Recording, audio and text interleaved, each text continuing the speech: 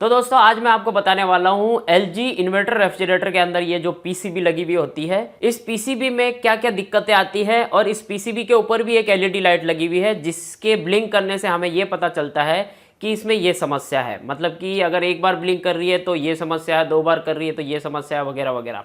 इससे पहले हमने सैमसंग रेफ्रिजरेटर के PCB के ऊपर वीडियो बनाया था। अगर आपने वो नहीं देखा तो ऊपर आई बटन पर क्लिक करके वो देख लीजिए, उसमें मैंने उसकी सारी डिटेल बताई थी। आज मैं आपको LG PCB यानी LG इन्वर्टर रेफ्रिजरेटर की PCB के बारे में पूरी डिटेल बताने वाला हूं। इनके अंदर कौन कौन से एरर कोड आते हैं उसकी मैं आपको पूरी जानकारी देने वाला हूं। तो चलिए फटाफट देखते हैं कि इसके अंदर जो LED है कितने बार ब्लिंक करने पे उसका क्या मतलब होता है और उसे हम किस तरह से सही कर सकते हैं।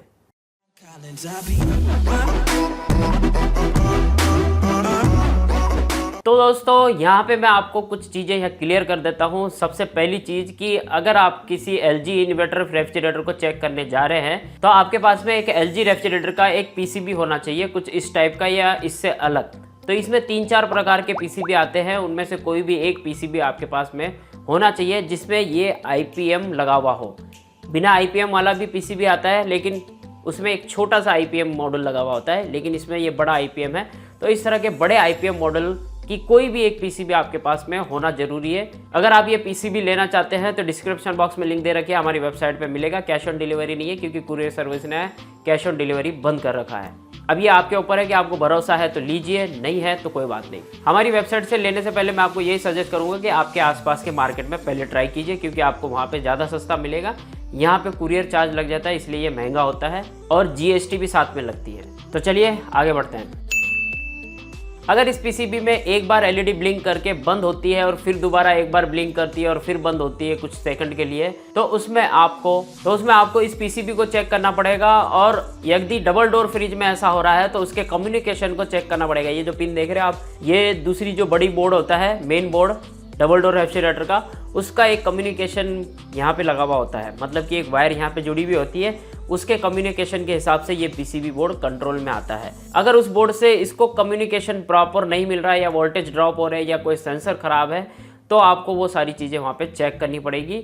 और हो सके तो आपके पास में अगर इस तरह की PCB है तो उसे रिप्लेस करके देखिए, क्योंकि कई बार जो है ये PCB फॉल्ट हो जाती है अंदर से। अब अंदर से इतनी सारी चीज़ें इसमें लगी हुई है और कुछ छोटी छोटी चीज़ें भी इसमें लगी हुई है जिसे ढूंढना बड़ा मुश्किल होता है। अगर इसमें कोई कैपेसिटर या डायोड या कोई रेजिस्टेंस कोई ख़राब हो जाता है तो उसे हम बड़े आराम से रिप्लेस कर सकते हैं। लेकिन यदि कोई छोटा छोटा पार्ट इसमें लगा हुआ वो ख़राब हो जाए या डिफेक्ट हो जाए तो वो हमें जल्दी समझ में नहीं आता। यहाँ तक कि अगर IPM भी ख़राब होगा तो भी हमें जल्दी समझ में नहीं आएगा। अच्छा, मैं आपको ये बता दूं कि IPM को छोड़ के यहाँ पे बहुत सारी ऐसी चीज़ें हैं जिससे आप रिप्लेस करके इस PCB को रिपेयर कर सकते हैं। अगर IPM ही ख़राब हो जाए तो इसे रिपेयर करना नामुमकिन है क्योंकि IPM मिलता नहीं है, और मिलता है तो उतने में तो ये PCB बोर्ड ही आ जाता है। एग्जाम्पल के लिए आपको यहाँ पे स्क्रीन पे ये जो पूरे PCB नज़र आ रही है, यहाँ पे आप देख रहे हैं कि ये जो कैपेसिटर लगे हुए हैं, ये कैपेसिटर आप चेंज कर सकते हो, छोटे बड़े जितने भी लगे हुए हैं। और यहाँ पे ये जो कि रेगुलेटर IC है जो 24 वाट से लेकर के 15 वाट 10 वाट जो है उससे कन्वर्ट करके 5 वोल्टेज में DC वोल्टेज में देती है। और इधर से लगा हुआ है ये MOV अलग अलग वैल्यू के, और ये यहाँ पे लगा हुआ है देखिए ब्रिज रेक्टिफायर। ये सारी चीज़ें आप चेंज कर सकते हो यदि इसमें कोई समस्या आती है। अगर IPM ही खराब हो तो हम उसे चेंज नहीं कर सकते। तो उम्मीद है आपको यहाँ पे सारी चीज समझ में आ गई। 2 बार LED का ब्लिंक करना, देखिए 2 बार LED ब्लिंक कर रही है और कुछ सेकंड के लिए रुक रही है, फिर से 2 बार ब्लिंक कर रही है, फिर कुछ सेकंड के लिए रुक रही है। इसका मतलब ये है कि इसमें या तो गैस लीक है, कहीं से कंप्रेसर उठ नहीं रहा, या गैस चौक भी हो सकती है। कई बार क्या है कि गैस चौक होने की वजह से कंप्रेसर उठता नहीं है और 2 बार ब्लिंक करने का नोटिफिकेशन आ जाता है इस PCB के ऊपर। तो उस केस में भी आपको इस तरह की एक PCB अपने पास रखनी पड़ेगी। हो सकता है कि PCB में भी फॉल्ट हो, क्योंकि यहाँ पे कंपनी ने भी सीधे सीधे डिक्लेयर नहीं किया है कि वाकई ही यही समस्या हो सकती है। जो चीज़ें मैं आपको यहाँ पे बता रहा हूँ कि आपको कंप्रेसर भी चेक करना है, गैस लीकेज भी चेक करना है, या उसमें गैस है या नहीं वो भी चेक करना है, या गैस उसमें चौक हो रही है वो भी चेक करना है। इन सारी चीज़ों की वजह से ये PCB आगे वर्क नहीं करती, क्योंकि कंप्रेसर के ऊपर अगर यह जरा सा भी लोड बढ़ जाता है तो एम्पियर बढ़ जाता है, और एम्पियर बढ़ेगा तो ये PCB जो है प्रॉपर तरीके से काम नहीं करेगी, क्योंकि इसके अंदर जो वोल्टेज निकलते हैं कंप्रेसर के लिए वो वोल्टेज ड्रॉप होने लग जाते हैं। जितने वोल्टेज निकलने चाहिए उतने वोल्टेज पे अगर कंप्रेसर नहीं चल रहा है, उससे ज़्यादा वोल्टेज ले रहा है तो वो कंप्रेसर को चलने ही नहीं देगा। तो ये एक खासियत होती है इस पीसीबी के अंदर। अगर ऐसा कुछ हो रहा है तो उस केस में आपको ये सारी चीज़ें चेक करनी पड़ेगी और इस तरह की पीसीबी आपको एक अपने साथ में जरूर रखनी पड़ेगी, जैसा कि मैंने शुरू में आपसे बताया था, ताकि आप उसे चेंज करके देखो। और इससे पहले वीडियो में मैंने बताया था कि अगर आप सैमसंग की पीसीबी अपने पास रखते हैं तो उस सैमसंग की पीसीबी के जरिए आप रेफ्रिजरेटर के किसी भी कंप्रेसर को आप चेक कर सकते हो, चाहे वो एलजी का हो या सैमसंग का हो। तो उसका मॉडल बहुत जल्द तैयार कर रहे हैं, हालांकि एक पीस तैयार कर लिया है। नेक्स्ट वीडियो में मैं उसके बारे में आपको जरूर बताऊंगा। तो उम्मीद है आपको यहाँ पे सारी चीज समझ में आ गई। 3 बार एलईडी ब्लिंक करना, देखिए 3 बार एलईडी ब्लिंक कर रही है, फिर रुक रही है कुछ सेकंड के लिए, फिर से ब्लिंक कर रही है, तो उस केस में आपको ये पीसीबी को भी चेक करना है। ये पीसीबी चेक करना कंपलसरी है। जो भी एलईडी ब्लिंक करती है उस केस में आपको सबसे पहले जो है उसकी सारी समस्याओं को चेक करना है, उसके बाद में आपको पीसीबी जरूर चेक करनी है, क्योंकि पीसीबी में भी सबसे ज़्यादा फॉल्ट आता है। कई बार आप देखेंगे कि कुछ सेकंड के लिए कंप्रेसर चलेगा और ट्रिप कर जाएगा, फिर आपको यहाँ पे एलईडी पे ये 3 बार ब्लिंक करके दिखाएगा। तो उस केस में क्या है कि ओएलपी खराब हो जाता है। ओएलपी भी आपको चेंज करके देखनी पड़ेगी, क्योंकि ओएलपी पे अगर हाई एम्पियर आ रही है या ओएलपी खराब हो जाती है तो थोड़े से भी एम्पियर लेने लग जाती है तो वो कट हो जाती है। तो ऐसा इसलिए होता है कि ओएलपी गर्म हो के कुछ टाइम बाद में खराब हो जाती है, तो आपको ओएलपी भी चेंज करके देखनी पड़ेगी। तो उस केस में आपको एक बार ओएलपी चेंज करके देखना होगा और साथ ही साथ आपको इस पीसीबी को भी चेक करना होगा और साथ ही साथ आपको वोल्टेज को भी चेक करना होगा, क्योंकि कई बार अगर वोल्टेज ज़्यादा आ रहे हैं तो कंप्रेसर स्टार्ट नहीं होता है, क्योंकि यह UVW के ऊपर चलता है। इसके UVW जो वोल्टेज है वो अलग होते हैं। और आपकी जानकारी के लिए बता दूं, UVW इसे 3 फेस वोल्टेज भी बोलते हैं। तो इन तीनों के ऊपर फेस आता है, लेकिन जो फेस आता है वो कम वोल्टेज में आता है और फिर धीरे धीरे वो बढ़ता जाता है जब कंप्रेसर स्टार्ट हो जाता है। तो उस केस में आपको घर के वोल्टेज भी चेक करने पड़ेंगे, जहाँ पे फ्रिज लगा हुआ है वहाँ पे वोल्टेज भी चेक करने पड़ेंगे। तभी 3 बार एलईडी ब्लिंक कर रही है तो आपको ये सीधे सीधे रिप्लेस करके देखना पड़ेगा। अगर ये रिप्लेस करने के बाद में भी 3 बार ब्लिंक कर रही है तो उस केस में आपके कंप्रेसर में या ओएलपी में दिक्कत है, वही आपको चेंज करना पड़ेगा। काफ़ी सारे दोस्तों को कन्फ्यूजन होगा कि इन्वर्टर मॉडल में ओएलपी क्यों लगा हुआ होगा। इन्वर्टर मॉडल में भी ओएलपी लगा हुआ होता है और बिना ओएलपी के कोई भी कंप्रेसर नहीं चलता, चाहे वो एलजी का हो या सैमसंग का हो। यहाँ देखेंगे आप ये पीसीबी के ऊपर एक ओएलपी का कनेक्शन दे रखा हुआ है। सैमसंग की पीसीबी के अंदर ओएलपी सीधे सीधे UVW कनेक्शन के ऊपर ही लगा रखा है, वो भी कुछ कुछ मॉडल में, हर मॉडल में नहीं, कुछ कुछ मॉडल में।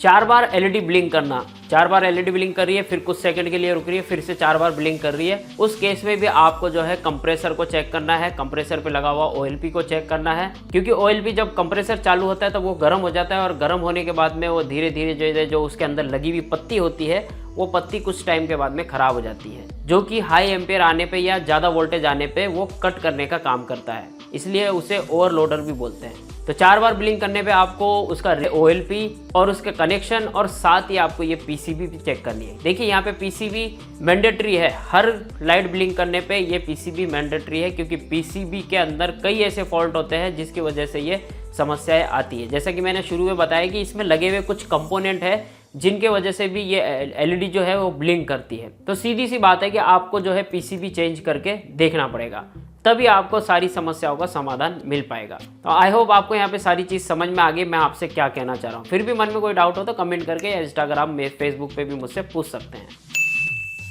5 बार एलईडी ब्लिंक करना, देखिए 5 बार एलईडी ब्लिंक करना, फिर रुकना, फिर 5 बार ब्लिंक करना। इसमें 2 समस्याएं होती है। मेन जो समस्या है वो 2 समस्या है, इसमें पीसीबी खराब नहीं होती। पहली समस्या, या तो आपका कंप्रेसर हैंग हो गया है, मतलब कि जाम हो चुका है, चल नहीं रहा वो कंप्रेसर।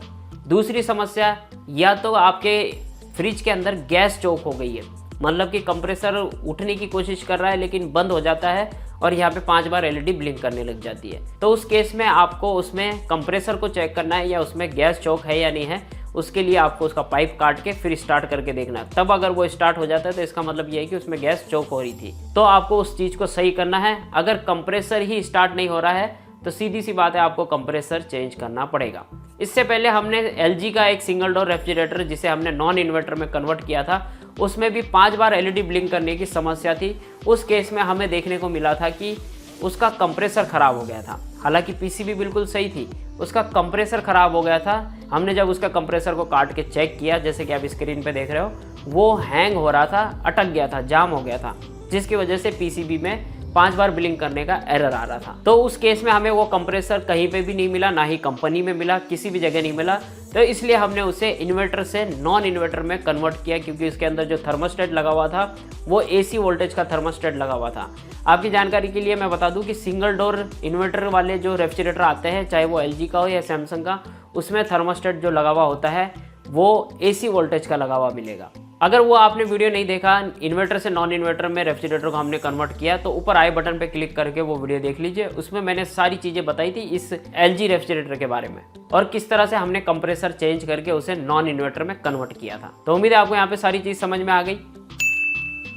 6 बार LED ब्लिंक करना, फिर कुछ देर के लिए रुकना, फिर से 6 बार LED ब्लिंक करना। उस केस में आपको डबल डोर रेफ्रिजरेटर के अंदर पीछे कंडेंसर के पास में एक फैन लगा हुआ होता है। अगर वो फैन खराब हो जाता है या चलना बंद हो जाता है, वो फैन कंडेंसर को थोड़ा सा ठंडा, मतलब कि टेम्परेचर बनाने के लिए लगा हुआ होता है। अगर कंडेंसर ओवर हीट हो जाता है, अगर वो फैन लगा हुआ ना हो, तो उसमें आपको ये एरर देखने को मिलेगा 6 बार ब्लिंक करने का। अगर वो फैन खराब हो जाता है तो वो आपको फैन चेंज करना पड़ेगा, तब ये एरर हट जाएगा। और दूसरी समस्या है, रेफ्रिजरेटर के अंदर अगर गैस ना हो तो भी ये एरर आपको देखने को मिलेगा 6 बार ब्लिंक करने का। उस केस में आपको ये देखने को जरूर मिलेगा कि कंप्रेसर जो है वो कुछ देर के लिए चल रहा है और कुछ सेकंडों के बाद में वो बंद हो जाता है। मतलब कि अच्छी खासी रनिंग लेता है, लेकिन आपको कंडेंसर गर्म नहीं लगेगा, लेकिन कुछ सेकंड के बाद में वो बंद हो जाएगा और आपको एरर देखने को मिलेगा 6 बार ब्लिंक करने का। या फिर मेन PCB में प्रॉब्लम, डबल डोर फ्रिज के अंदर इस तरह की PCB भी लगी हुई होती है और साथ में एक बड़ी PCB लगी हुई होती है। तो बड़ी वाली PCB में से इसको जो कम्युनिकेशन के लिए वायर लगी हुई होती है,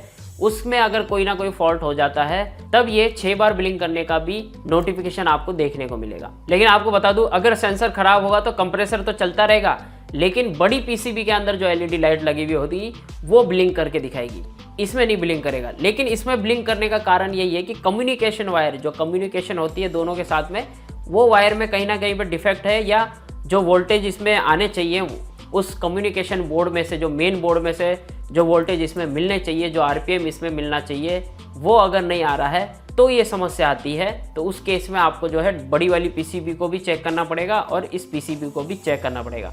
अगर इसके साथ कि आप दूसरी लगाते हो तब भी ये समस्या आ रही है, तो आप समझ लीजिए कि बड़ी वाली PCB में दिक्कत है, वो आपको चेक करनी पड़ेगी, उसमें क्या फॉल्ट है। अगर उसमें कोई फॉल्ट नज़र नहीं आ रहा है तो आपको वो भी रिप्लेस करना पड़ेगा, क्योंकि बड़ी PCB की वजह से ही इसमें वो दिक्कत आती है। इसका हम एक डेडिकेटेड पूरा वीडियो बनाएंगे जब हमारे पास में LG रेफ्रिजरेटर आएगा इन्वर्टर वाला, तो उसका मैं पूरा के पूरा एक वीडियो जरूर बनाऊंगा और कोशिश करूंगा कि आपके लिए वो रेफ्रिजरेटर कहीं ना कहीं से पुराना उठा के ले आऊं, जिसके ऊपर हम पूरी प्रैक्टिस करेंगे। तो चलिए देखते हैं 7वां एरर। 7 बार LED ब्लिंक करना और रुकना, फिर 7 बार ब्लिंक करना और फिर कुछ सेकंड के लिए रुकना। उस केस में एक ही समस्या है, वो है ये IPM का खराब हो जाना। अब आप सोच रहे होंगे कि IPM का ही खराब होना जरूरी है क्या उसमें? बिल्कुल, क्योंकि ये कंपनी ने दावा किया है, ये मैं दावा नहीं कर रहा हूँ, ये कंपनी ने खुद दावा किया और कंपनी ने अपनी वेबसाइट के ऊपर इनके सारे एरर कोड डाल रखे। अगर आप गूगल पर सर्च करके देखेंगे, LG की वेबसाइट पे जाके चेक करेंगे, तो आपको वो सारे एरर मिलेंगे जो मैं आपको यहाँ पे बता रहा हूँ। वहाँ पे आपको इंग्लिश में मिलेंगे, मैं यहाँ पे आपको हिंदी में समझा रहा हूँ सारी चीज़ें। तो उनका खुद का दावा है कि अगर 7 बार LED ब्लिंक कर रही है तो ये IPM जो है, ये IPM ये ख़राब है। उस केस में आपको ये कार्ड चेंज करना पड़ेगा, ये PCB चेंज करनी पड़ेगी, इसके अलावा कोई ऑप्शन नहीं है। तो उम्मीद है आपको समझ में आ गया, बस इतना ही था इसमें। 8 बार LED ब्लिंक करना, 8 बार LED ब्लिंक करना, फिर कुछ सेकंड के लिए रुकना, फिर से 8 बार ब्लिंक करना। उस केस में भी इसका IPM ही खराब है, उस केस में भी आपको ये PCB चेंज करनी पड़ेगी, इसके अलावा कोई उसका दूसरा ऑप्शन नहीं है। अब इसके खराब होने के 8 ऑप्शन दे रखे हैं, ध्यान से सुनिए, यही इंपॉर्टेंट बात है आपको यहाँ पे समझने की। तो मैं IPM इसलिए बोल रहा हूँ खराब होने का कारण, क्योंकि इसमें एक तरफ तो होती है 16 पिनें और एक तरफ होती है 8 पिनें। अब इनमें से कौन सी पिन के ऊपर डिफेक्ट है या कौन सी पिन के अंदर से जो वोल्टेज निकलने चाहिए वो वोल्टेज नहीं निकल रहे हैं, तो उस केस में आपको कुछ समझ में नहीं आएगा। अब मैं आपको ये इसलिए बोल रहा हूँ दावे के साथ में कि जो प्रोफेशनल है उनको भी जल्दी समझ में नहीं आता। मैं अपने आप को प्रोफेशनल नहीं बोलता हूँ, लेकिन जो प्रोफेशनल है उनको भी जल्दी समझ में नहीं आता, क्योंकि ये IPM मॉडल जो है ये अभी के लेटेस्ट मॉडल है। अभी जो आ रहे हैं इन्वर्टर रेफ्रिजरेटर, अब इनको धीरे धीरे वो सारी चीज़ें समझ में आती है। देखिए, कोई भी जो है वो सीख के पैदा नहीं होता, धीरे धीरे ही सारी चीज़ें सीखी जाती है। तो वैसे ही आप भी सीखेंगे, मैं भी सीखूंगा और मैं आप लोगों को भी सिखाऊंगा। तो ये IPM में कौन सी पिन के ऊपर क्या डिफेक्ट है उस हिसाब से एरर ब्लिंक करता है, मतलब कि एलईडी ब्लिंक करती है और वही आपको बताती है कि इसमें ये समस्या है। तो यहाँ पे जो कंपनी ने दावा किया वो सारी चीज़ें मैंने आपको यहाँ पे बताई है। तो जैसा कि मैंने बताया कि हम बहुत जल्द जो है एलजी का रेफ्रिजरेटर ढूंढेंगे डबल डोर वाला, जिसके ऊपर मैं आपको सारी चीज़ें सिखाऊंगा और प्रैक्टिकल करके दिखाऊंगा। ये सारी चीज़ें जितने भी एरर है वो सारे हम वहाँ पे क्रिएट करेंगे और उसका सोल्यूशन वहाँ पे निकाल के बताऊंगा। तो उम्मीद है आपको यहाँ पे समझ में आ गया 1 से लेकर 8 तक एरर में क्या क्या फॉल्ट होते हैं और कैसे कैसे आपको चेक करना है। देखिए, चेक करना कोई बहुत बड़ी बात नहीं है, सबको पता है किस तरह से चेक करना है। मैंने इससे पहले बहुत सारे वीडियो बना दिए हैं। अगर आपने वो वीडियो नहीं देखे तो ऊपर प्ले लिस्ट है आई बटन पे, वो क्लिक करके देख लीजिए। और फिर भी मन में कोई डाउट या कोई भी शंका हो नीचे कमेंट करके या इंस्टाग्राम फेसबुक पे भी मुझसे पूछ सकते हैं, मैं वहाँ पे भी उसका रिप्लाई जरूर करूँगा। उन सब की लिंक डिस्क्रिप्शन बॉक्स में दे रखी है, वहाँ पे क्लिक करके मुझे फॉलो कर सकते हैं। और आई होप ये वीडियो आपके लिए काफ़ी हेल्पफुल रहा है, तो प्लीज़ लाइक जरूर कीजिएगा, क्योंकि आपका लाइक ही मेरी मेहनत का फल है। और इस वीडियो को अपने दोस्तों के साथ में जरूर शेयर कीजिए ताकि वो भी हमारी इस फैमिली का हिस्सा बन सके। और यदि आप करना चाहते हो मुझे कॉल, तो ये है कॉल मी फॉर का एप्लीकेशन। इसे गूगल प्ले स्टोर से डाउनलोड कर लीजिए या डिस्क्रिप्शन बॉक्स में लिंक दे रखे हैं, वहाँ पे क्लिक करके इसे डाउनलोड कर लीजिए और इसमें कीजिए अपने मोबाइल के साथ में रजिस्ट्रेशन और साथ ही कीजिए ये आईडी सर्च। इसे सर्च करने के बाद में आपको दिखेगी मेरी प्रोफाइल और वहाँ से कर सकते हो आप मुझे कॉल, इंटरनेट कॉल नहीं, व्हाट्सएप कॉल नहीं, एंड डायरेक्ट फोन कॉल। तो ज़्यादा जानकारी के लिए एप्लीकेशन डाउनलोड कर लीजिए, आपको सारी चीज़ें समझ में आ जाएगी। तो thank you so much watching this video. मिलते हैं अगले वीडियो में कुछ और नया लेकर के, कुछ और इंटरेस्टिंग लेकर के। तब तक के लिए अपना ख्याल रखेगा। Always keep smiling. जय हिंद।